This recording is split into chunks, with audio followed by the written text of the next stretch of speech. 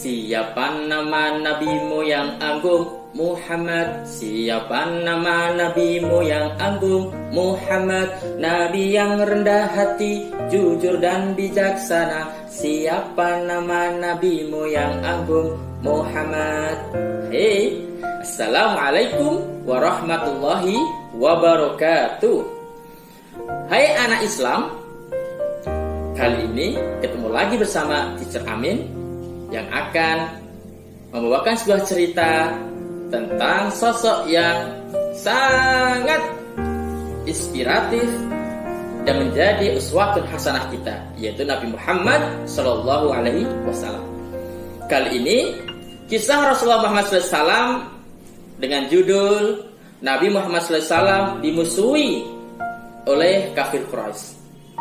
Pada waktu itu Rasulullah Muhammad SAW diutus sama Allah untuk berdakwah, menyebarkan agama Islam dengan dua cara.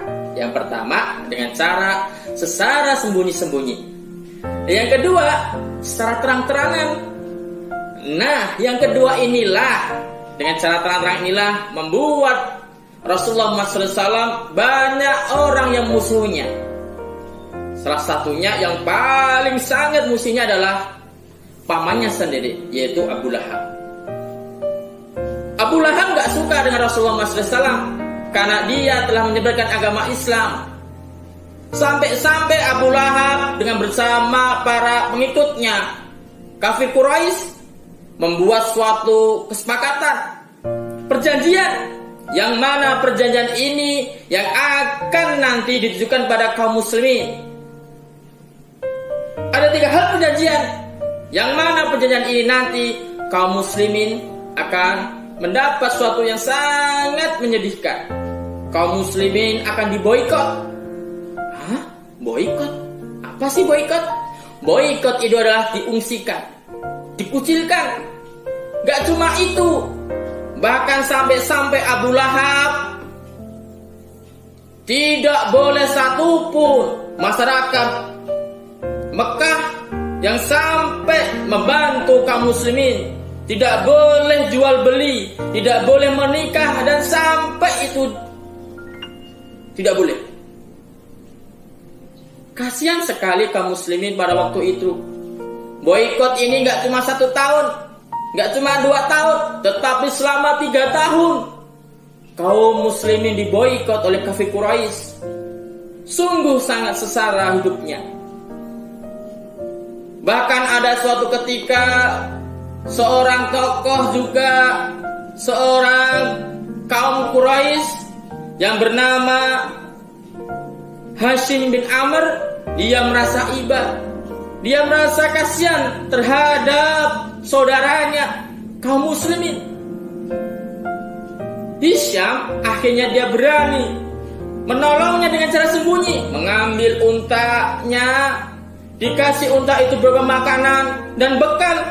Dan suatu malam hari unta itu dilepaskan agar kaum muslimin bisa makan, bisa hidup. Tetapi gak cuma itu, Abu Lahab pun tidak cuma diam. Dia sampai menghujat, sampai dia tuh menghasut seluruh penduduk kota Mekah.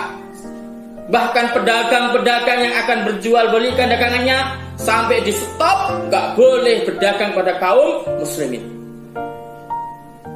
Terus bagaimana? Rasulullah pun sama kaum muslimin pun akhirnya sahabat ini, Hisham bin Amr dan para sahabat yang lainnya, terketuk hatinya.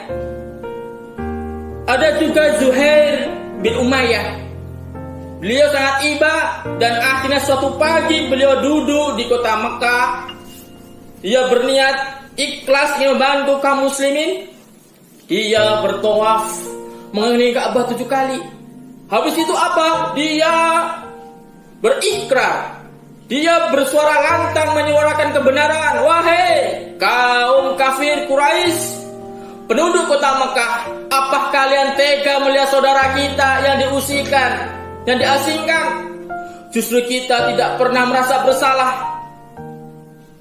Seketika dari jauhan terdengar suara lantang berbunyikan, "Hei, kamu, Yuhair, Beraninya kamu bicara seperti itu. Kau telah menentangku. Aku adalah Abu Lahab, pemimpin kota Mekah. Wahai Abu Lahab, engkau salah. Tidak seperti itukah? Apa pedulimu kepada kaumnya Muhammad? Dia adalah ponanmu. Kenapa engkau begitukan mereka? Aku nggak peduli. Habis itu, mulailah masyarakat kota Mekah mulai berani melantangkan suara-suara. Wahai Abu Lahab, engkau nggak boleh begitu. Engkau hapus perjanjian itu. Akhirnya apa? Dengan dorongan kaum masyarakat Quraisy, akhirnya perjanjian boikot itu yang tertempel di dinding kota Mekah, di dinding Ka'bah, mulailah diambil oleh Zuhair bin Umayyah dan Abu Lahab. Dan akhirnya dibukalah perjanjian itu. Ternyata atas kuasa Allah, perjanjian itu semuanya rontok, dimakan oleh rakyat, binatang yang sangat kecil.